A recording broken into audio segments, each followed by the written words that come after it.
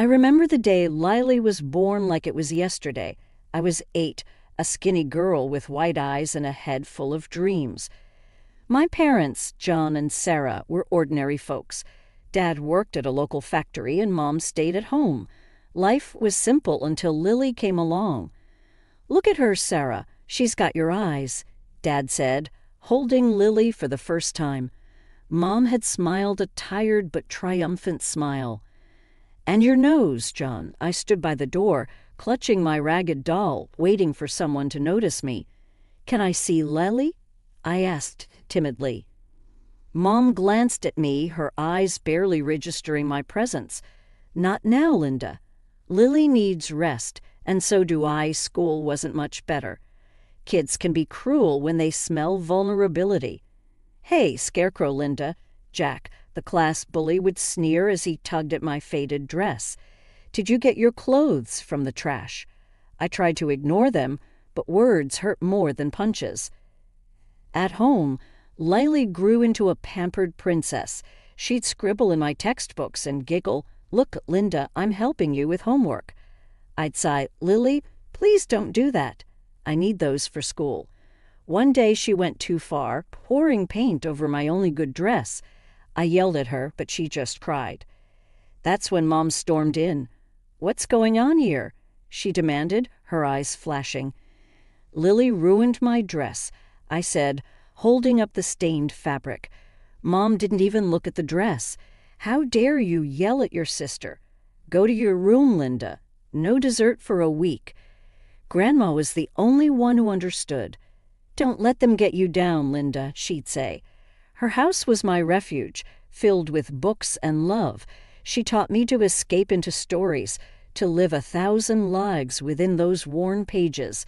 The day Grandma passed away was the day I lost my true home. I remember coming back from school, my heart heavy, walking into a house filled with her absence. My parents were in the living room, already talking about her belongings. "We should start clearing out her stuff," Dad said, his voice devoid of any sadness. Mom was looking through a list in her library, those dusty old books. I lingered at the doorway, listening, a tightness growing in my chest. "Just get rid of them," Dad shrugged. "Who needs all that old paper?" I couldn't hold back anymore. "Can I have Grandma's books?" I blurted out, stepping into the room. "Please," they both turned, almost surprised to see me. "Sure, take them," Mom said dismissively. "We don't have any use for them anyway." I spent the next days transferring Grandma's books to my room, each one a piece of her I wasn't ready to lose. Life moved on in its cruel pace. As high school came to an end, my parents made an offer I didn't expect. "We'll pay for your college," Mom announced one evening. "You can study accounting or something practical." I remember feeling a mix of surprise and suspicion. "Really?" I asked. "It's our duty," Dad said. "Just don't expect any more handouts after this." College was my escape, a chance to be more than just the overlooked sister. But even that came with its price. A few weeks into my part-time job at the library, Mom cornered me. "You're making money now. It's only fair you start paying us back for your tuition." I was stunned. "But you said you'd pay for my college. I didn't ask for this." "Don't be ungrateful," she snapped. "Half your salary, that's the deal." The injustice of it burned in me, but I had no choice. Years passed in this exhausting cycle. Work, study, pay my unfair dues. My graduation was supposed to be a celebration, but it felt more like a reminder of the shackles I couldn't escape. At the dinner table, with Lily smirking beside me, my parents dropped another bombshell. "Now that you're working full-time, we expect you to continue paying us," Dad said, as if it was the most natural thing in the world. "But I've been paying you all through college. When does this end?" I protested. "It ends when we say it does," Mom said coldly. "You owe us, Linda." I felt a mixture of anger and helplessness. "This isn't fair," I protested. "Life isn't fair," Dad retorted. "You live under our roof, you follow our rules." And just like that, my dreams of independence, of a life where I could be my own person, were crushed under the weight of their greed and entitlement. In my room that night, surrounded by Grandma's books, I realized the stark contrast between the warmth and love they represented and the cold, calculating nature of my own family.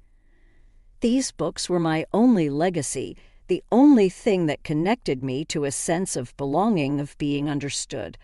Life after college became a monotonous cycle of work and fatigue.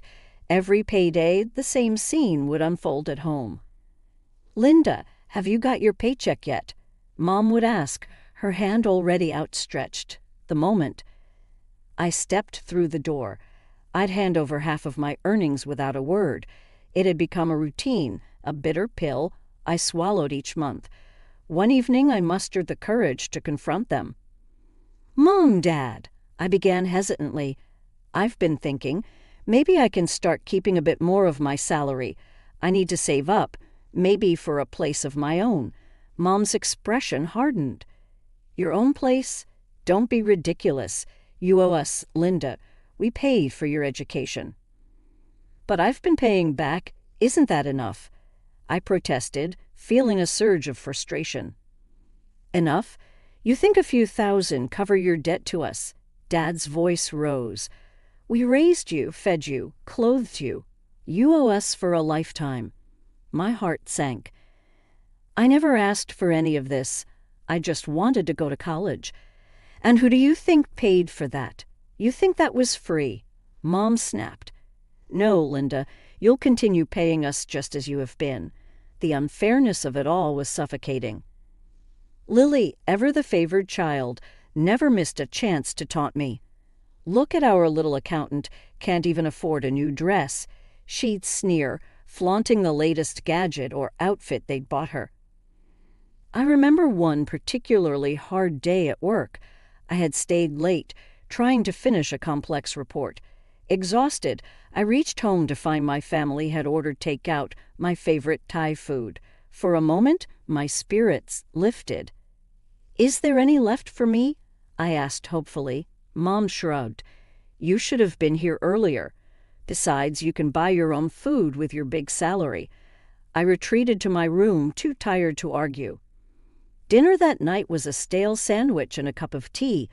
Alone in my room, surrounded by the comforting presence of my grandmother's books, I felt the full weight of the life I was trapped in.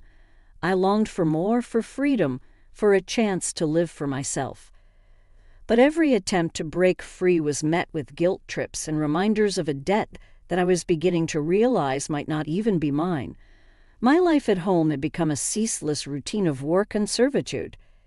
Each day I'd return from my job as an accountant mentally drained, only to be greeted by the chaos of my family's demands.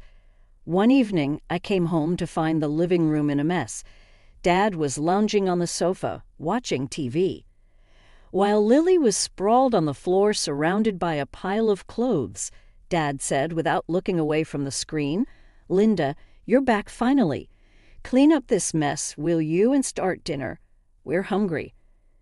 "But I've just got back from work," I protested weakly, my shoulders slumping. "Work? You call sitting in an office all day work?" Lily scoffed, not bothering to lift her gaze from her phone. "Try doing something useful for a change." Their words stunned, but I was too tired to argue. Silently, I began picking up the clothes, my mind heavy with resentment. As I cooked dinner, the familiar sense of injustice gnawed at me. I was more than just their housekeeper, more than their source of income. But in their eyes, I was nothing more than an extension of their will, a means to an end.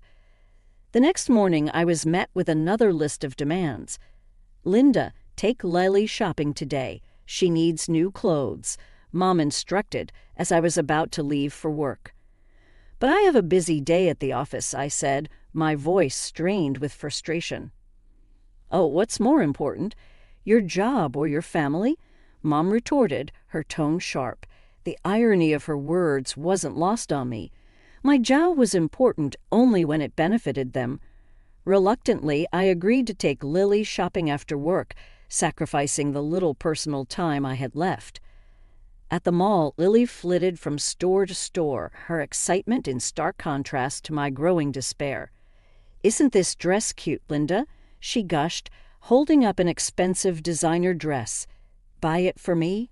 You owe us, after all." I looked at the price tag and felt a pain in my chest. "Lily, this is too much. I can't afford this." "Can't afford it? But you're the big earner in the family," she taunted, her voice dripping with sarcasm. "Stop being so stingy." I woke up with a newfound resolve. The truth about my education funding had sparked a fire within me. I couldn't continue living under the manipulation and exploitation of my family. As I walked into the kitchen where Mom, Dad, and Lily were already having breakfast, I felt a sense of clarity. "Good morning," I said softly. Dad glanced up. "Morning. Make sure you're not late for work." I waited, hoping for more, but there was just silence. My heart sank. They had forgotten.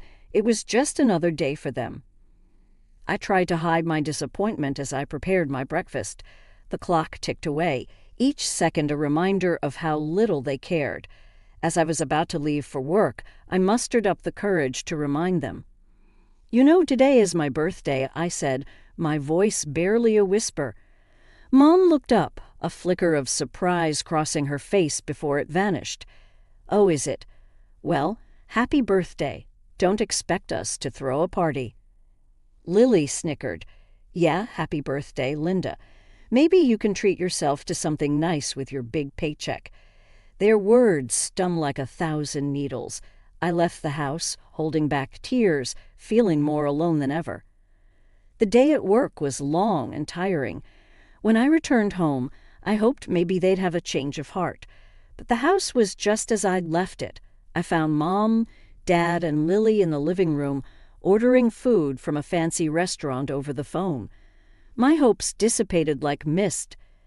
"Are we expecting guests?" I asked, a glimmer of hope reigniting. "No, just felt like ordering something nice." Mom said casually, "You can join us if you want." I watched as they ordered dish after dish, my heart sinking with each click of the phone. "Should I get the lobster or the steak?" Lily mused aloud. "You should get both," Mom encouraged. I stood there, a bystander in my own home. They hadn't just forgotten my birthday. They didn't care. I retreated to my room, the walls echoing with their laughter and chatter. I sat on my bed, surrounded by Grandma's books, the only gifts I'd ever truly treasured. In the silence of my room, I called my Aunt Mary, the only other person who had ever shown me kindness. She answered with a warm, "Happy birthday, Linda. How are you, dear?" Her words, so simple yet so full of warmth, brought tears to my eyes. We talked for a while, and she shared stories about Grandma, bringing a smile to my face. Then she said something that stopped me cold. "You know, your grandmother would be so proud of you. She always wanted the best for you. That's why she left the money for your education." I was confused. "What money, Aunt Mary?" "The money she saved up for your college. Didn't your parents tell you?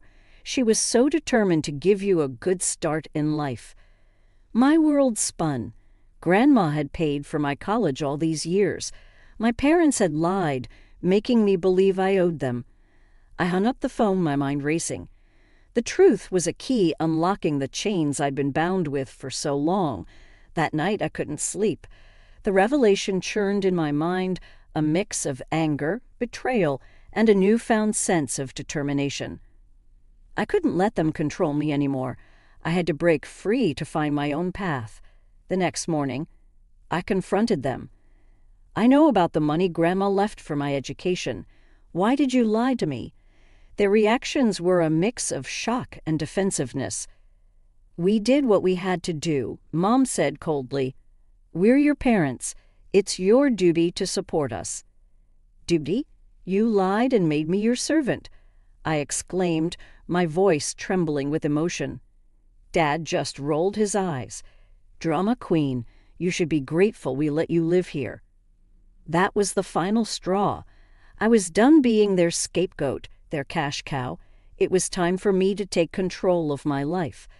The morning after my birthday was a new beginning. The sun seemed brighter, the air fresher, as if the world was acknowledging my resolve. I had packed my things quietly, trying to avoid any early confrontations. But as I was about to leave, Mom and Lily confronted me in the hallway, blocking my path. "Where do you think you're going with those bags?" Mom asked, her eyes narrowing. "I'm leaving," I stated, my voice steady despite the pounding of my heart. Mom's tone turned pleading. "Linda, you can't do this to us. We're your family."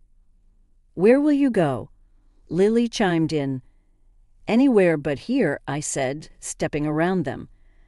"I deserve better than this. I deserve a life." As I walked out the door, I felt a weight lift off my shoulders. The shackles of guilt and obligation that had held me down for so long were finally broken. I didn't look back. I walked towards the bus stop, my heart filled with a mix of fear and excitement. I was stepping into the unknown, but for the first time it was a path that I had chosen for myself. On the bus, I called a number I had written down a few months back, an advertisement for an apartment rental. The voice on the other end was friendly and understanding. By the time the bus reached my stop, I had arranged to view the apartment later that day. The apartment was small but cozy, a stark contrast to the coldness of my family home. As I signed the lease, I felt a sense of ownership and independence I had never experienced before. That night, in my new apartment surrounded by my grandmother's books, I finally felt at peace. I cooked a simple dinner for myself, enjoying every bite without the weight of judgment or expectation. My phone rang several times that evening, the caller ID showing my family's number, but I didn't answer. I was done letting them control my life. Instead, I curled up on the small sofa with a book, losing myself in a story of adventure and courage. It was like Grandma was there with me, her spirit encouraging me to live the life I was meant to have. In the quiet of my apartment, I made a promise to myself. I would live my life on my own terms, find my own happiness. I would no longer be the overlooked child, but a woman strong, free, and in control of her destiny. Settling into my new apartment was like starting a fresh chapter in my life. I had my own space, and for the first time I could use my salary for myself. It was a revelation to realize how far my earnings could stretch.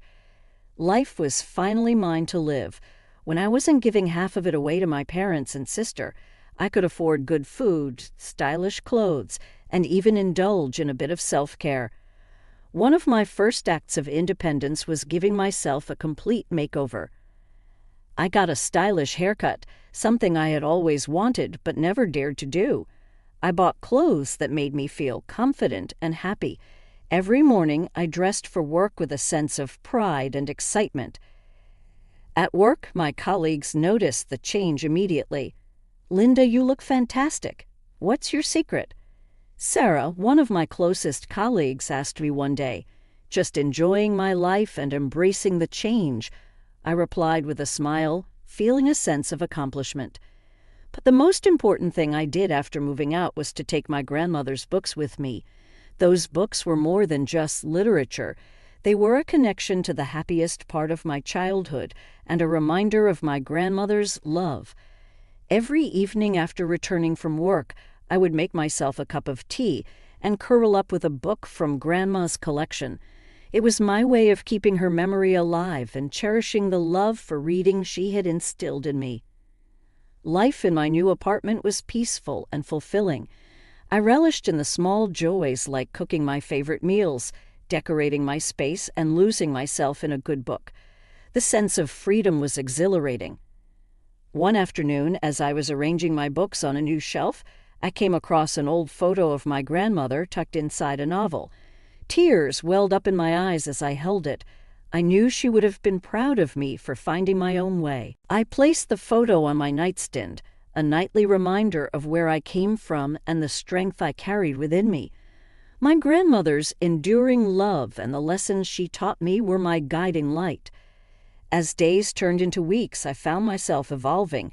I was no longer the overlooked burdened daughter and sister. I was Linda, an independent woman who had taken control of her life. I had a job that I enjoyed, a cozy home filled with memories, and the freedom to be myself. Life was no longer about surviving, it was about living, thriving, and finding joy in the little things. My transformation was not just external, it was a deep internal change that had reshaped my view of the world and myself. Every morning as I looked at myself in the mirror, I saw a confident, happy woman staring back at me. I was finally at peace, living a life that was truly my own. I had been living in my new apartment for a month when my phone rang one evening. The caller ID flashed my parents' number, a sight that now stirred a mix of emotions. Bracing myself, I answered. "Linda, this is ridiculous. You need to come back home. We can't manage without the money you were giving us." Mom's voice was both pleading and demanding. "I'm sorry you're finding things tough, but I've moved on. Maybe it's time you both looked for jobs," I suggested, trying to keep my voice calm. "How dare you talk to us like that after all we've done for you?" My dad's voice boomed through the speaker. "I've done my part for years. It's time for you to take responsibility for your own lives," I replied firmly. Their response was a barrage of insults and accusations, but I held my ground. "I'm not responsible for your financial problems," I repeated before ending the call. A few days later, there was a knock at my door. Opening it, I found my sister Lily standing there, her expression one of expectancy. "Linda, I need money for a new gadget. Just transfer it to me like before," she said, as if nothing had changed. I couldn't help but laugh at the absurdity. "Lily, I'm not your personal bank anymore. You should try earning your own money." Her reaction was immediate and intense. She began screaming at me, hurling insults and accusations. "You owe us. You're just a selfish, heartless monster." Her screams were so loud that they attracted the attention of my neighbors. Concerned, one of them called the police. Soon, 2 officers were at my door, questioning us about the commotion.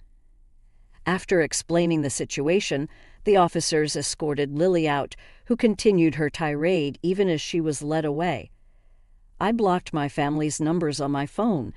After that, I was done being their scapegoat and ATM. The next few weeks brought whispers of my family's worsening situation. Mutual acquaintances shared stories of their mounting debts and desperate attempts to find money. My parents, who had never worked a day since I started earning, were now doing odd jobs. Lily, too, found herself in a situation she had never imagined. The sister who once mocked me for my old clothes was now selling her designer outfits and expensive gadgets just to make ends meet. Despite a fleeting sense of pity, I reminded myself of their years of neglect and exploitation. They had chosen this path, and it was their responsibility to navigate it. In my world, life was blossoming.